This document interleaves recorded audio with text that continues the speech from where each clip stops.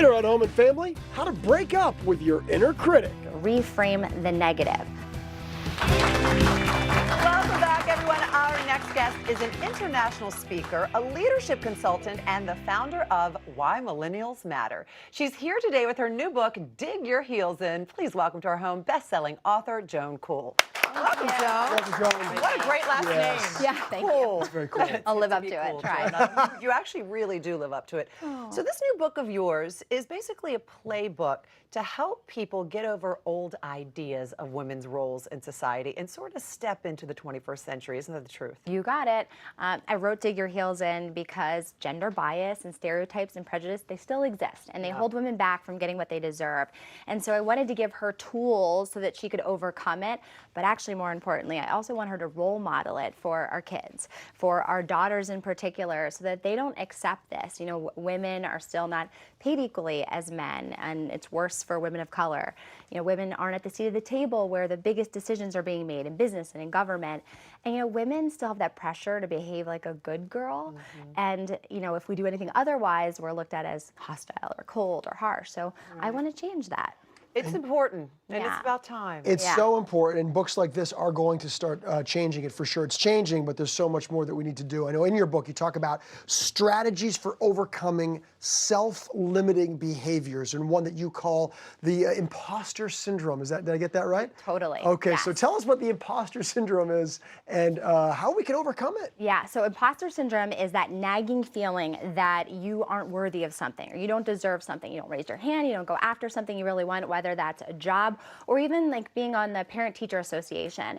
So everybody can experience it, women and men, but there's more consequences for women. I know for myself, I suffered from imposter syndrome and this good girl thinking in the workplace. Like, for example, I had this big presentation and that was a big deal for my company, but I had this all-male team that was pressuring me to come to this meeting, and I thought, oh, they need me.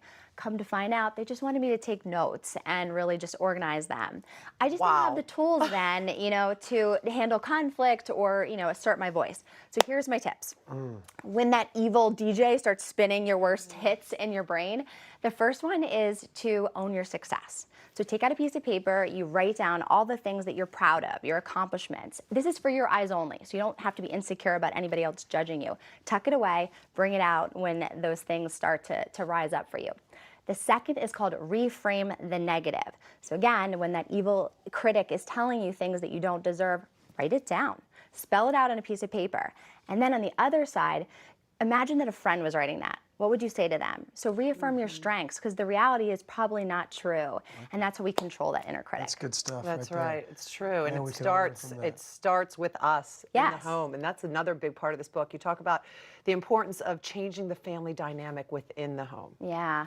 Well, so working women are still dealing with the double shift, but women that are stay at home, they don't deserve 100% of the responsibilities. And what happens is we get in this cycle where we're taking on so much that we burn out. And sometimes when we're asking our partner to change, they're on the defensive. So I have this idea of having a weekly family board meeting or family meeting. You guys do that? Yeah, we do that. You We do definitely it? do that, yeah. So sometimes partners talk about finances, right? Your saving for vacation. But imagine if you involved your children. You could talk about the week ahead and really just think about their needs. And so, for example, my daughter loves to remind me that my husband is way better at making her favorite sandwich. He's Italian. Mine does the same thing. Yeah, it's like this huge sandwich that's like all the greasy meats, and like you don't eat that sandwich every day. It's funny, I don't get that in my house, but good for him. It's delicious, but you don't get it every day. But let's say 2 days a week he commits to making her lunch. He's got to shop for the ingredients and everything else, and it takes it off my plate. So that's just an example of getting together and showing partnership as a family. And as a family, the kids, and obviously giving them responsibility for maybe helping out in ways that they can as well.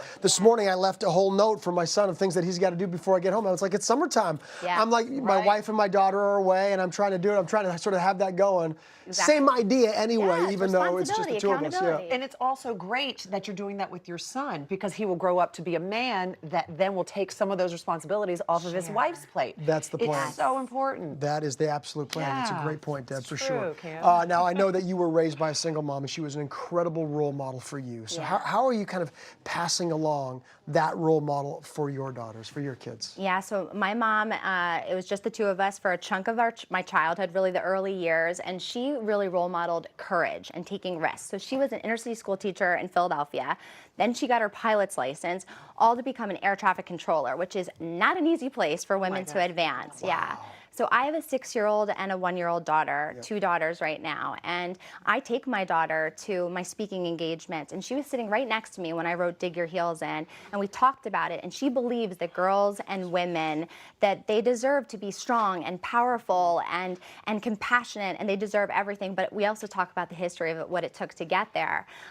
So the one thing that I really care about too is girls' leadership. So I've always been involved in these organizations. I sit on the board of Girls Inc. So my daughter and I encourage others to look into this, we took a course together called Girl and Her Grown Up. And you know, you're learning about things that are appropriate for a kindergartner, like navigating friendships at school. And there was this moment, you know, after we'd taken the class where she got invited to go ice skating with a group of friends.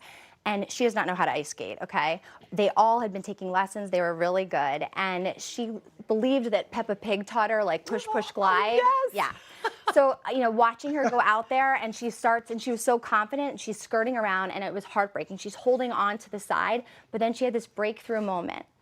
And she starts talking to herself. It was positive self-talk. And I mean, those are the moments where I I'm have like, goosebumps just I hearing know. that. You should be so That's proud of beautiful. yourself. yeah. And she went on to like beautiful. try roller skating and 3 hours of red-faced sweaty trying to do that. She played lacrosse. She does coding, you know, golf, and you know, forget the overscheduling. We can talk about that Wait, another coding? time. Yeah. She Like codes. computer coding? Yeah, coding She's in kindergarten. 6. I thought I heard that. Oh, my Yeah, that kind of rolled through, and I was like, Wow. what? Oh yeah. You should have led with that. She's like just jumping into things, but it doesn't mean that she's great at them or going to do them forever. But I love Yeah, her but she confidence. has the self-confidence, and Yeah. that's what's so important. And if we can teach our children and our daughters today, Yes. they won't feel the way that we ever did growing up. Absolutely, that's our hope. Thank you so much, Joan.